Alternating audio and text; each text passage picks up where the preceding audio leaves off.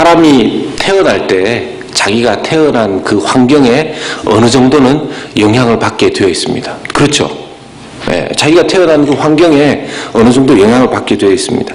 그래서 뭐 금수저, 흙수저 뭐 이런 얘기, 오늘날 금수저, 흙수저 이렇게 얘기해서 그렇지, 그 금수저, 흙수저 이런 이야기, 그런 이야기는 환경에 따라서 그 사람의 운명이 어느 정도 그 사람이 영향을 받는다 이런 이야기는 옛날부터 있어 왔던 일입니다. 뭐 그렇지 않습니까?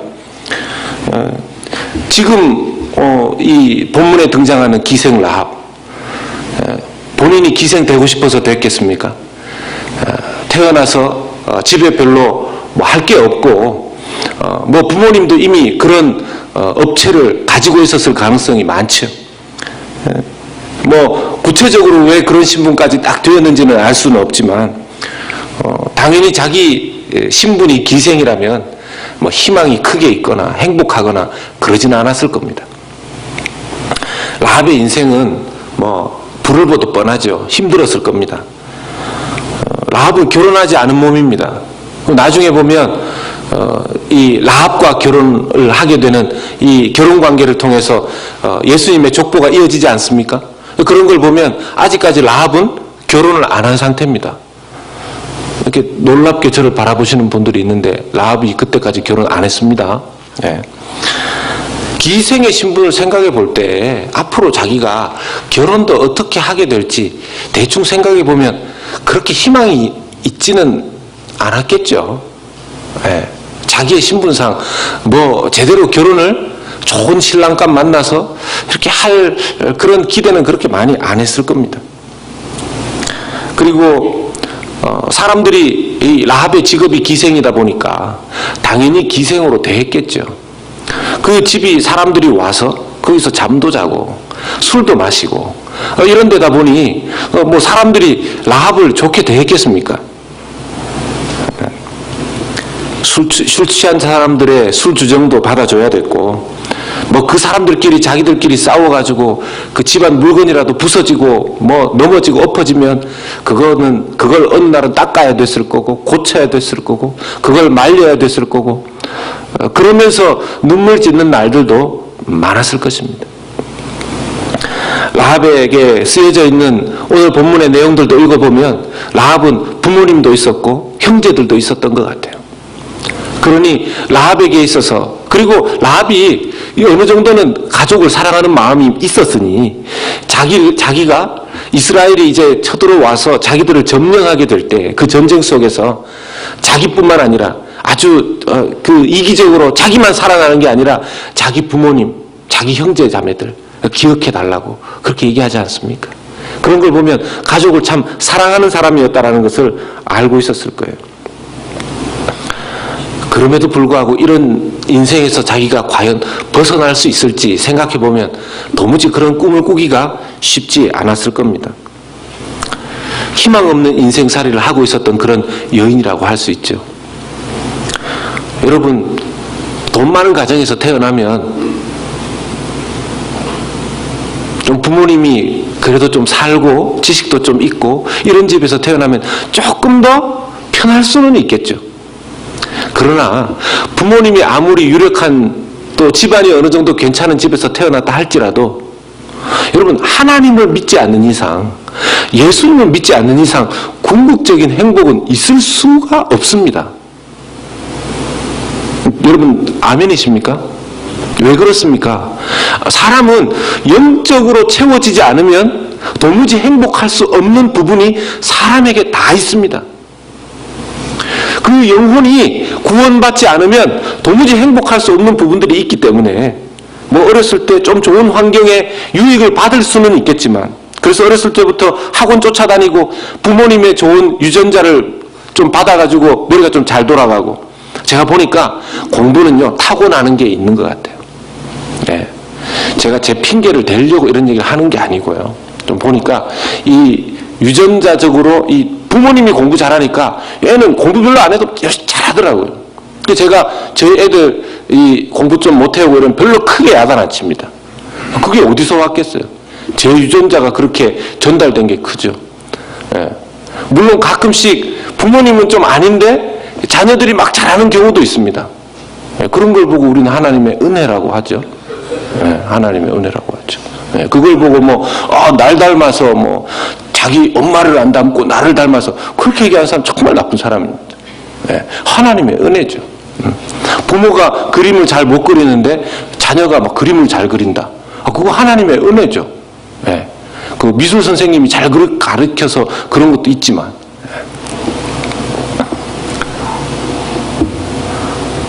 여러분, 사람이 태어났는데 어렵다. 히터 좀 꺼줄래요? 덥지 않습니까? 저는 이렇게 확 더워지는, 제가 높은 데 있어서 그런지. 여러분, 사람이 태어났는데 자기 환경이 그렇게 되어 있는 거, 그 중에서도 태어났는데 공부, 돈, 명예 이런 거 다 떠나서 태어났는데 부모님이 예수님을 몰라요. 태어났는데 하나님을 아는 그런 집에서 안 태어났어요. 그거 어떡합니까? 그것만큼 사실은 불행한 일이 없습니다. 태어났는데 한국 땅이에요. 그러니까 지금 한국 땅 말고 옛날에 하나님 잘 몰랐던 그 한국 땅에 태어났습니다. 태어났는데 막 옆에서 뻥뻥 소리 터지고, 자기가 태어나서 얼마 안 됐는데 엄마한테 업혀가지고 이리 갔다 저리 갔다 하고, 뭐죠? 6.25 나가지고 얼마 안 된 한국 땅. 희망이 있습니까? 희망이 있을 리가 있습니까? 그렇게 어렸을 때 쭉 자라나면서 이렇게 겨울이면 옷 별로 없이 돌아다니고, 군인들 쫓아다니면서 초콜릿 달라고 하는 그런 땅에 자기가 태어나고 싶어서 태어났습니까? 그런 애들에게 희망이 있었겠습니까? 라합의 인생이나 6.25를 겪고 도무지 희망이라고는 바라볼 수 없었던 대한민국의 그 형편이나 별반 차이 있습니까? 6.25까지 안 가도요, 태어났는데 부모님이 예수님 안 믿는다. 그거만큼 굉장히 불행한 게 없는 겁니다. 그렇다고 옆에 예수 믿지 않는 사람 애 태어났는데 가가지고 아이고 이 불행한 출생이다 그렇게 얘기하시면 안 되죠. 우리가 하나님 앞에서 우리는 알고 있지만 이제 그분들에게 복음을 전하고 주님의 사랑을 전해야 되겠지만 말이에요. 라합이 살고 있었던 여리고 땅은 어떤 땅이었겠습니까? 나중에도 나오지만 하나님께서 그 가나안 땅을 싹 쓸어버리시고, 물론 가나안 땅은 약속의 땅이기도 하지만 가나안의 우상숭배, 가나안의 죄악은 하나님 보시기에 극에 달해 있었습니다. 성적으로도 그렇고, 지금 미투 운동 일어나는 거하고 비교할 수도 없는 그런 성적인 타락이 여리고와 그 가나안 땅에 있었죠. 생각해 보십시오. 라합이 가만히 생각해 보면 자기가 여기서 살아도, 결혼해도, 아기를 낳아도, 자기 형제 자매들도, 자기 동생들도 언젠가 이 여리고 땅에 이 문란한 상황 속에서 집안 꼬라지가, 자기의 삶이 어떻게 될지 불을 보듯 뻔한 거 아니겠습니까? 지금도 저 제3세계 중에서는 태어나서 아무런 죄 없는 10대 어린 소녀들이 보코하람에 끌려가서 성매매 장애, 인신매매에 넘어가고, 걔네들이 뭘 잘못해서 그렇게 되는 겁니까? 그 땅이 그렇게 돌아가는 거잖아요. 그 땅이 그렇게 돌아가는 거잖아요. 만약에 그런 세상에 살고 있는 누군가가 있었다라면,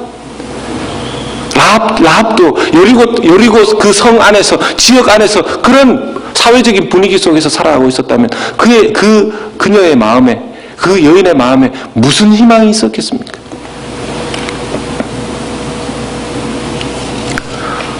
이 땅도 보니까 별 차이 없는 것 같아요.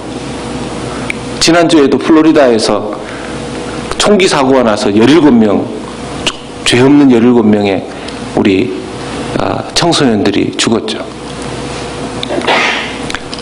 18세 정도 되면 총 사는 가게에 가서 줄도 안 서고 몇 분 안에 반자동 소총 사올 수 있는 그런 세상에 우리가 살고 있습니다. 미국이 무조건 좋은 거 아닙니다. 하나님이 지금까지 붙잡아 주시니까 그래도 강대국 소리 듣고 아직까지 축복받은 땅이라고 이야기하죠. 앞으로 이제 회개 안 하면 큰일 날 땅에 우리가 살고 있습니다. 요즘 보니까 방탄 백팩이 인기라 그래요. 아십니까? 백팩인데 이게 방탄이 돼가지고 학교 갈 때 근데 참 더 가슴 아픈 건 그 방탄 백팩이 인기라서 그걸 메고 애들이 학교를 가서 그런 일이 있으면 그걸로 막아야 되는데 그 방탄 백팩이 검증이 안 된 거래요. 검증이 안 된 걸 사줘가지고 괜히 막 장난치다가 더 큰일 날까 봐. 지금 학생들이 들고 일어났잖아요. 학생들이 다음 차례는 나냐고, 에? 다음 차례는 나냐고 막 그렇게 하니까 대안을 뭐라고 얘기합니까? 선생님을 무장시키면 된다고. 선생님을 지금 다 총 차고 다니게 생겼어요. 지금 시대가 어떤 시대인데. 교회도 막 해가지고. 네. 뭐 선생님은 다 믿을 수 있습니까? 선생님은 다 완벽합니까? 네.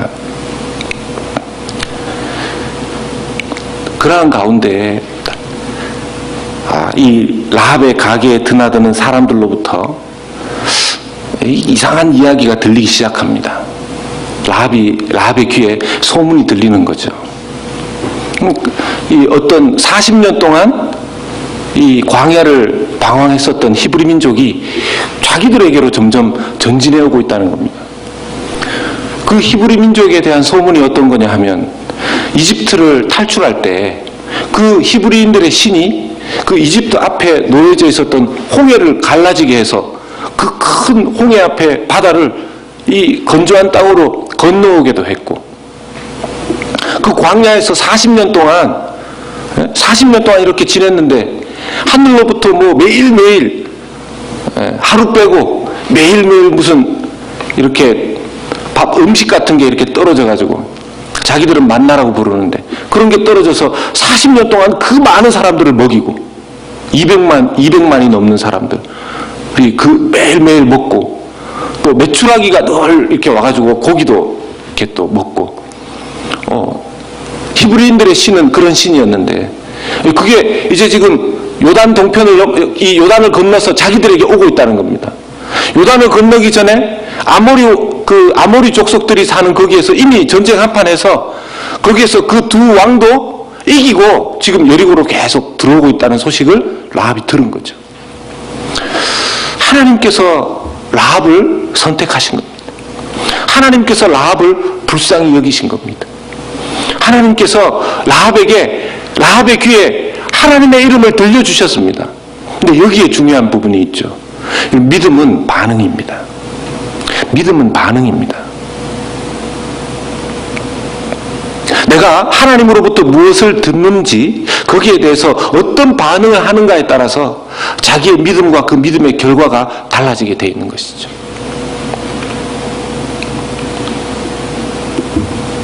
하나님께서는 라합에게 이스라엘 족속들의 이야기를 들려주게 하셨고 전혀 희망 없었던 이 한 여인의 마음 가운데 하나님에 대한 히브리인들의 이야기를 들으면서 내가 히브리 민족을 여기에 희망이 있을 수 있겠다라는 생각을 하게 된 겁니다.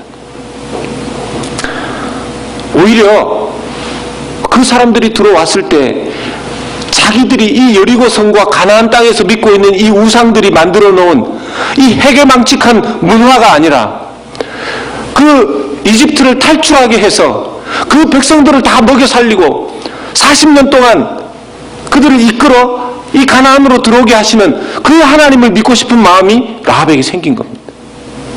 근데 어떤 기회가 있기가 어렵지 않습니까? 어느 날 자기 그 유곽에 그 여인숙의 술집에 이 2명의 손님이 들어왔는데 표시 안 나게 두 사람은 들어왔지만 라합의 눈으로 봤을 때는 너무 낯선 거죠. 딱 봐도 히브리 민족들이 여기에 쳐들어온다고 하더니만 저 사람들 혹시 그 정탐꾼들이 아닐까. 그래서 슬쩍 가서 이렇게 이제 시킨 거, 주문한 거 이렇게 파전하고 이렇게 콜라하고 이렇게 주면서, 술은 먹지 않았겠죠. 그 정탐하러 가서 술 먹고 그러면 되겠습니까? 이렇게 콜라 시켜서 이렇게 하고 하는. 그런데 가서 옆에 가서 혹시 저 건너서 오고 있는 이스라엘 사람들 이렇게 물었을 때, 사실 그 정탐꾼들이 그 얘기 듣고 이 라합을 죽일 수도 있는 거 아니겠습니까? 근데 조용히 끌고 가가지고 당신 어떻게 알았냐고. 그러니까 자초지종을 쭉 얘기하지 않습니까? 이 소문을 들었는데 이미 이 가나안 땅에 여리고성에 사는 사람들 중에서는 많은 사람들이 두려워 떨고 있습니다. 근데 나는 그 하나님 믿고 싶습니다. 나는 당신들 도와줄 테니까 당신들은 나를 도와주십시오. 나와 내 가족들을 살려주십시오. 하나님이 이 가나안 땅의 이 우상과 비교할 수 없는 참신, 정말 살아있는 신이라고 저는 믿어집니다. 이 이야기를 라합이 한 겁니다. 그러니까 이 정탐꾼 스파이 둘이가 이걸 믿어야 될지 말아야 될지 모르지만 하나님께서 정탐꾼의 마음도 움직이신 것 같아요. 그래서 라합의 말을 믿게 하고, 우리가 도망갔다가 다시 돌아올 텐데 너와 나와의 약속을 지키기 위해서 뭡니까? 네가 이 일을 발설하지 않으면 내가 너희 가족을 구원해 주겠다. 그러면서 창문으로 나중에 도망을 가게 되는데, 이 창문으로 내려가는 그 줄을 이 정탐꾼들이 생각하면서 얘기합니다. 우리가 다시 올 때 이 창문에 빨간 줄을 걸어라.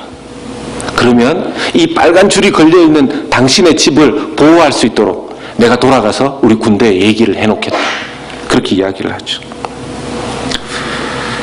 여러분, 우리는 알죠. 창문에 걸어놓은 빨간 줄이 그 집을 구원하고 지켜준다라는 이 약속, 어디서 많이 본 장면 아닙니까? 이스라엘이 이집트를 떠날 때 바로 직전에 9가지 재앙에도 그렇게 말을 안 듣던 이집트의 왕 파라오가 마지막 재앙, 장자의 재앙, 그 재앙이 내려졌을 때 이스라엘 장자가 있는 그 집마다 어린 양의 피를 그 집 문 앞에 바르지 않았습니까? 그때 그 죽음의 사자가 이스라엘의 그 어린 양의 피가, 붉은 피가 발려있는 그 집은 패스오버를 다 넘어갔습니다. 그래서 하나님께서 이스라엘 집안들을 다 지켜주셨었죠. 그 붉은 피, 근데 이번에는 붉은 줄입니다. 여러분, 이것을 생각해보면 하나님께서 이스라엘을 구원하신 그 구원의 방식을 이 라합의 집에 지금 허락하고 계시는 것이죠. 출애굽기 12장 13절의 말씀에 보면, 내가 애굽 땅을 칠 때에 그 피가 너희가 사는 집에 있어서 너희를 위하여 표적이 될지라. 내가 피를 볼 때에 너희를 넘어가리니 재앙이 너희에게 내려 멸하지 아니하리라. 하나님께서 라합에게, 그 망해갈 전체 그 땅 중에서 라합에게 은혜를 베푸시는 것입니다.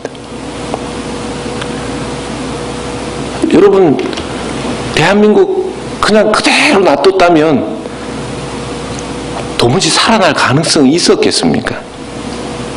여러분, 한국 땅은 표면적으로는 무슨 경제개발 5개년 계획, 새마을운동 이런 것들을 통해서 살아났죠. 표면적으로는. 그러나 이면적으로는 뭡니까? 하나님께서 대한민국 살려주신 거 아닙니까? 그럼 동의 안 하십니까? 여러분, 한국은요, 한국 땅에 복음이 들어온 이전과 이후로 완전히 경제적인, 문화적인, 교육적인, 의료적인 모든 부분이 다 달라집니다.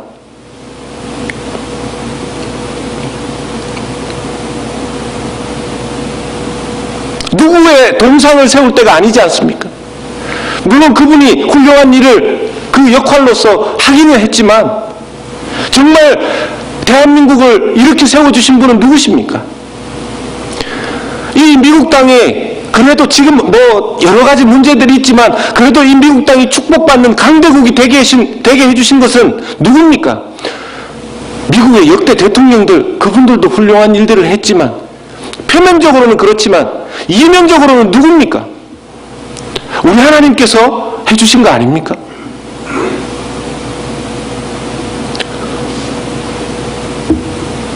우리 인생 돌아보면 하나님이 이렇게 세워주셔서 우리가 이곳까지 올 수 있었습니다. 저도 뭐 태어나 봤을 때, 저희 부모님들도 믿지도 않으셨고, 저희 집안에 저희 아버님이 8남매 중에 막내셨는데, 8남매 중에 막내셨는데, 남자만 5, 여자 3. 근데 저희 아버님이 5형제 중에 막내셨는데, 그러니까 4분의 윗형님들이 다 술로 돌아가셨어요. 다 술로 돌아가셨어요. 여러분, 그때만 해도 어느 변두리 이렇게 삶의 한적한 그런 데 가보면 뭐 희망이 없어요. 그래도 제일 첫 번째 그 장남, 그분이 공부를 잘하셨던 것 같아요. 그래서 박정희 대통령이 나온 고등학교 있지 않습니까? 그 대구공고 아십니까? 거기를 나오셨어요. 여러분, 그때 당시에 대구공고는 나오면 대략 뭡니까? 최소한 한국에 그걸 좀 동장은 아니고 뭡니까? 그렇다고 시장은 아니고, 하여튼 어느 동네 이렇게 어느 정도의 이렇게 위치까지는 올라갈 수 있는 정도의 학교를 나오신 거죠. 그런데 그분이 다른 형제들 다 돈 벌고 일해서 학교도 잘 못 갈 그런 상황에 집안에 제일 장남이라고 다른 사람 다 포기하고 그 사람만 밀어줬는데, 그 제일 큰 형님, 저에게는 제일 큰 아버지, 한 번도 돈 한 푼 벌지 않으시고 술만 드시다가 돌아가셨어요. 술만 드시다가 돌아가셨어요. 그 다음 둘째, 셋째, 넷째. 저희 아버님도 아마 저희 집에 하나님께서 구원의 은혜를 베풀지 않으셨으면 저희 아버님도 어떻게 됐을지 모르겠어요. 근데 감사하게도 그 첫째, 둘째, 셋째, 넷째 큰아버님들은 술로 다 돌아가셨는데, 정말 거짓말 안 하고 다 술로 돌아가셨어요. 술 마시다가. 근데 그렇게 돌아가신 과부가 되신 저희 큰어머님들 다 예수 믿으셨어요. 다 예수 믿으셨어요. 좀 빨리 좀 같이 예수 믿었으면 얼마나 좋았겠습니까? 저희 사촌들도 믿는 사람들이 많이 나왔고, 하나님께서 그 구원의 은혜를 허락해 주셨기 때문에 믿음으로 반응하지 않았던 사람들 어쩔 수 없지만, 기회가 베풀어졌음에도 불구하고 받지 않았던 사람들은 어쩔 수 없지만, 하나님께서 믿을 수 있는 기회를 주셨고 그 은혜와 긍휼을 따라서 예수님을 받아들인 그 사람들은, 그 후대는 완전히 달라지기 시작했어요. 사도행전 16장 31절의 말씀에도 이르되 주 예수를 믿으라, 그리하면 너와 내 집이 구원을 받으리라 하고, 라합이 나중에 이 약속을 하고 정탐꾼을 돌려보낸 이후에 믿을 건 뭐밖에 없었겠습니까? 예? 믿을 건 뭐밖에 없었겠습니까? 빨간 줄. 예? 잘 보이게 빨간 줄을, 새빨간 줄을 칠해가지고 만들어가지고 창문에다가 늘 걸어놨을 겁니다. 언제라도 오면 정확하게 볼 수 있도록. 라합과 그 정탐꾼 사이에 수많은 얘기가 있었다 할지라도 그 맹세의 표는 그거 하나였었습니다. 딴 거 빨간 줄이 좀 촌스럽게 보여서 약간 보라색 그런 거 걸면 큰일 나는 거죠. 줄 하나로 좀 안 되겠다 생각해가지고 그 옆에다가 금색 줄, 아니면 옆에다가 이렇게 딴 거 해놓고 해도, 그 이스라엘 군대가 들어올 때는 빨간 줄 하나만 보고 라합의 집을 구원해 주었을 겁니다. 이것이 여러분, 우리가 알다시피 아까도 말했지만 어린 양의 피에 연장선상에서 구원의 표로 주었던 것이고, 우리는 그 어린 양의 패스오버의 피가 무엇을 상징하는지 알지 않습니까? 예수 그리스도의 보혈의 피. 사랑하는 여러분, 우리가 하나님과의 언약, 약속에 있어서 유일하게 의지할 수 있는 증표가 무엇입니까? 하나님께서 우리에게 주신 유일한 증표가 무엇입니까? 목사라는 타이틀입니까? 장로라는 타이틀입니까? 여러분, 예수 그리스도의 그 피밖에 우리와 하나님과의 관계 속에서 허락하신 맹세의 표가 없는 줄로 믿습니다. 예수 그리스도의 그 피, 예수님의 그 붉은 피, 그걸로 우리는 구원받는 겁니다. 그걸로 우리는 구원받는 것. 죄가 너무 많은데, 라합이 생각할 때, 내가 그 사람들 보내놓고도 이런 의심 저런 의심도 다 하고, 정말 이 약속 지킬까 지켜줄까 별 생각 다 하고, 군대는 조금 있다가 쳐들어온다고 스파이들이 이야기를 해주었는데 그냥 먼저 튈까, 별별 생각 다 하고, 집안에다가 이 돈도 좀 쌓아놓고 해서 군대가 쳐들어오면 이 돈을 좀 갖다 바쳐서 좀 살아볼까? 아니죠. 유일하게 붉은 줄, 그거 하나면 되는 거 아닙니까? 우리 신앙생활에 있어서 하나님과의 약속 속에서 가장 중요한 것이 예수 그리스도의 그 보혈의 피. 천국 갈 때 우리는 예수 그리스도의 보혈의 피를 믿는 그 믿음 하나로, 예수 그리스도가 우리를 위해서 흘려주신 그 피 하나를 믿고 우리의 죄를 다 해결받고, 우리의 의도 예수 그리스도의 피 안에서 해결되어지고, 그렇게 해서 천국에 들어가게 되는 줄로 믿습니다. 그게 우리의 천국행 티켓이에요. 예수 그리스도의 피. 어떤 다른 줄도 붙잡으면 안 됩니다. 어떤 다른 줄도 붙잡으면 안 됩니다. 우리가 신앙생활 하다 보면 자꾸 다른 줄을 붙잡으려고 그러죠. 다른 줄.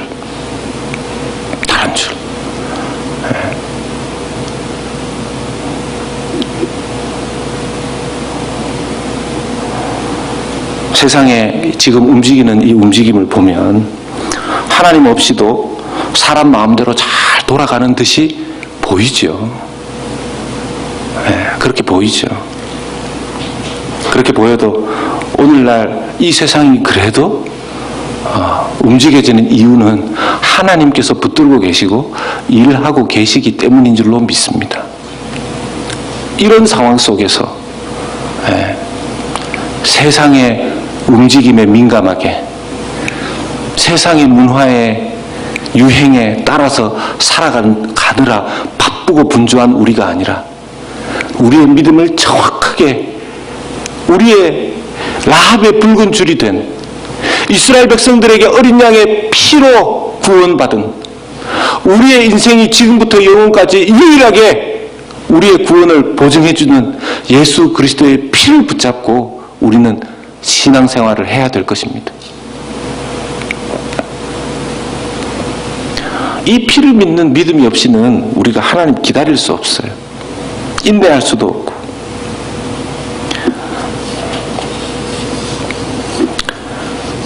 여러분, 그런 의미에서 우리만 예수님의 그 붉은 줄, 붉은 피를 받고 이제 언약의 약속하에 사는 것이 아니라, 우리도 좀 하나님의 스토리를, 하나님의 이름을 다른 사람들에게 좀 전해야 되지 않겠습니까?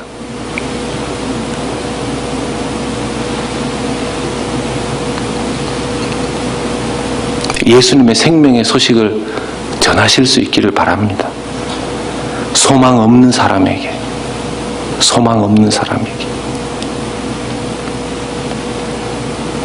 여러분, 달라스에 있는 한인들만 봤을 때 예수님 믿는 사람들이 10몇% 밖에 안 됩니다. 나머지 사람들은 아직까지 예수님 모른 채로 살아가요.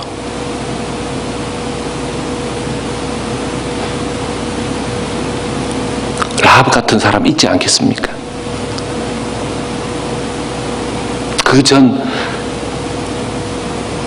저나 여러분들이 예수님 믿지 않고 태어났을 때 예수님 없는, 희망 없는, 궁극적 희망 없는 그 붉은 줄과 예수 그리스도의 피에 그 언약을 모른 채로 살아가는 사람들이 80여%가 있다는 뜻 아니겠습니까?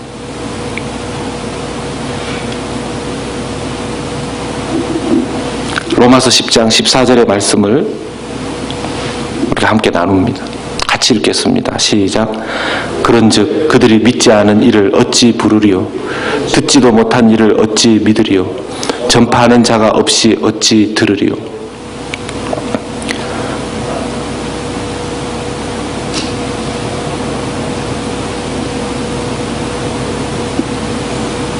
우리가 정말 하나님의 은혜를 아는 사람들이라면